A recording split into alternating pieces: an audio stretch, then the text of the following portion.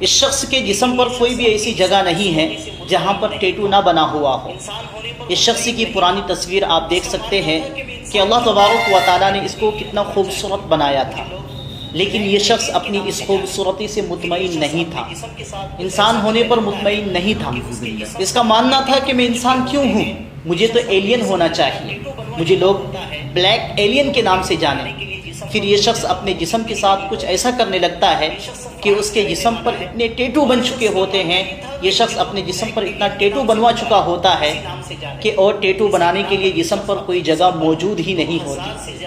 یہ شخص فرانس کا رہنے والا ہے اور اس شخص کا ماننا یہ تھا کہ مجھے لوگ بلیک ایلین کے نام سے پکاریں، اسی نام سے جانیں، جس کی بنا پر یہ شخص اپنے جسم پر 2000 سے زیادہ ٹیٹو بنوا چکا ہوتا ہے اور اپنے جسم کے مختلف حصوں پر سرجری کرواتا ہے۔ اور جب جسم پر ٹیٹو بنانے کے لیے کوئی خالی جگہ نہیں ہوتی تو یہ شخص اپنی آنکھوں میں بلیک انک بھروا کر اس کو بھی بلیک کروا لیتا ہے۔ اس کے بعد یہ شخص اپنے ہاتھوں کے لاسٹ کے دو انگلیوں کو کٹ کروا لیتا ہے تاکہ یہ کسی ایلین کے پنجے جیسا نظر آئے، کسی جانور جیسا نظر آئے۔ اور یہ شخص اپنے ناک، اپنے کان، اپنے ہونٹ کٹ کروا لیتا ہے، یہاں تک کہ اپنی زبان کو بیچ سے کٹ کروا کر 2 حصوں میں تقسیم کروا لیتا ہے، 2 حصے کروا لیتا ہے۔ اللہ اکبر۔ پھر بھی یہ شخص اپنے اس جسم سے مطمئن نہیں ہے، اتنی تبدیلیاں کروانے کے باوجود بھی مطمئن نہیں ہے۔ اس شخص کا ماننا یہ ہے کہ ابھی بھی اس کے جسم پر جو تبدیلیاں ہوئی ہے، اس نے کروایا ہے، یہ بھی 45% یا پھر 40% ہوا ہے، ابھی 55 یا 60% باقی ہے۔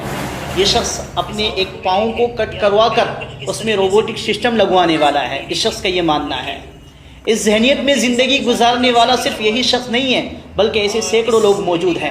اس عورت کو بھی دیکھیں، یہ عورت پہلے کچھ اس طریقے سے دکھتی تھی، کتنی خوبصورت لیڈی تھی، لیکن اس نے بھی اپنے جسم کے ساتھ کچھ ایسا ہی کروا لیا۔ اس لیڈی کا نام ہے اورلین اسمتھ۔ اس نے اپنی زبان کو درمیان سے کٹ کروا کر 2 حصوں میں کروا لیا اور اپنی آنکھوں میں بلیک انک بھروا کر آنکھوں کو بھی کالا کر لیا۔ ان تمام چیزوں سے یہ چیزیں سمجھ میں آتی ہے کہ جس انسان کی زندگی میں دین اسلام نہ ہو، اس دنیا میں کچھ بھی کرنے کو تیار ہے، کچھ بھی ہو۔ حالانکہ اللہ تبارک و تعالیٰ نے انسان کو سب سے خوبصورت انداز میں پیدا کیا ہے۔ اللہ تبارک و تعالیٰ 30 پارے میں سورہ 3 میں ارشاد فرماتا ہے، لَقَدْ خَلَقْنَا الْإِنسَانَ فِي أَحْسَنِ تَقْوِيمٍ، میں نے انسان کو خوبصورت سانچے میں ڈھالا ہے، خوبصورت بنایا ہے۔ یہ اللہ کا فرمان ہے۔ اللہ تبارک و تعالیٰ کا لاکھ لاکھ شکر ہے کہ اللہ تبارک و تعالیٰ نے ہمیں مسلمان بنایا اور دین اسلام جیسی نعمت عطا فرمائی۔ بہرحال اس ویڈیو کو زیادہ سے زیادہ شیئر کریں تاکہ ایک مسلمان ہونے کے ناطے فخر ہو کہ اللہ تعالیٰ نے ہمیں مسلمان بنایا۔ اللہ کا لاکھ لاکھ شکر ہے اور شکر ادا کرنے کا ایک جذبہ پیدا ہو۔